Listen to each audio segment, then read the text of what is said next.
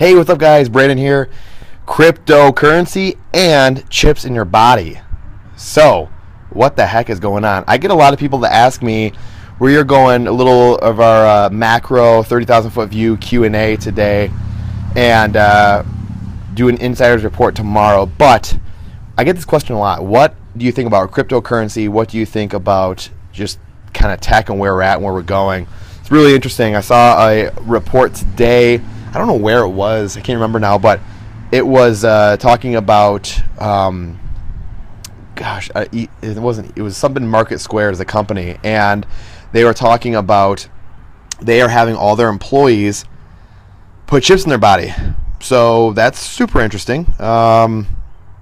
Personally, I thought that was like 5 years away, maybe 10 years away. So that's kind of scary. There's a lot of stuff that I think people can take and I can take. That's really, really, really interesting. Ray Kurzweil is a futurist, and he worked at Google, and he has invented a lot of the stuff that we have seen over the last couple of decades, and he writes a book about every decade, kind of predicting what's going to happen in the future. Well, he's the one inventing it, so he's pretty good with his predictions. He has The Age of Intelligent Machines. He has a bunch of books. I think How to Create a Mind is one of his awesome books, really just blow your mind type of books. He talked about, I saw him a couple years ago talk about in like 10, 20 years having chips in your body that replacing the phone, basically, you just have people basically just having chips in their body, and that's how you communicate, pay things like that. Well, it's happening now. It's already happening. So super, super interesting. It's a debate that will be had, I think, over the next few years, because people are really going to realize this is Big Brother. It's Brave New World. It's everything in between 1984. We are entering an interesting time period, and it'll be interesting to see what happens. But that question, I just wanted to touch on that again. We're going to hit that more in our insider's report here tomorrow. But cryptocurrency, what do I think about it? I'm really indifferent, and I really don't have an opinion on it yet. But I shouldn't say that.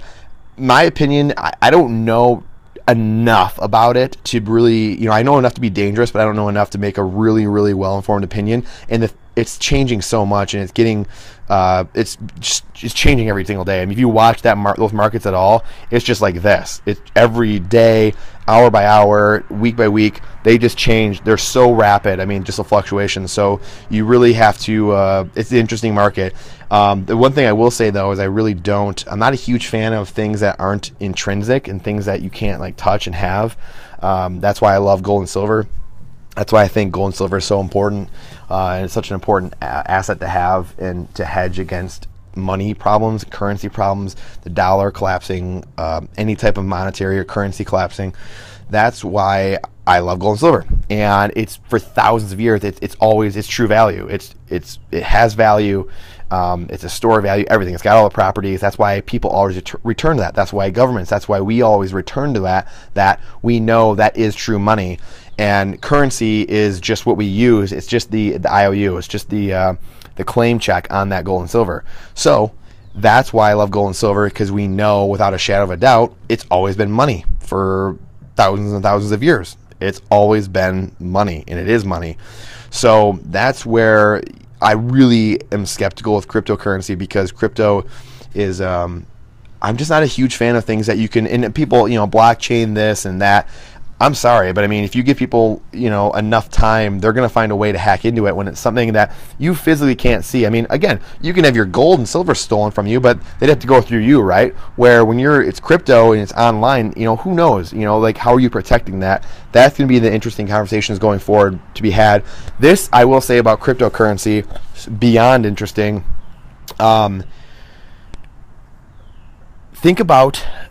I think one of the best ways to explain it is like a video game. Think about any video game. If you played a video game growing up, like Mario, that's probably the best example. If you played Mario growing up and you collect coins, right? Like you're jumping through, or like Pac-Man, I think. I don't remember Pac-Man if you get points for all the things you eat. But if you are playing Mario and you are collecting coins, then you all of a sudden are increasing your spend, you're increasing your score. Well, think about in a world where you can play games, or you have different places you can go shop, and you can use these coins, you can use these currencies like you would anywhere, like they're money.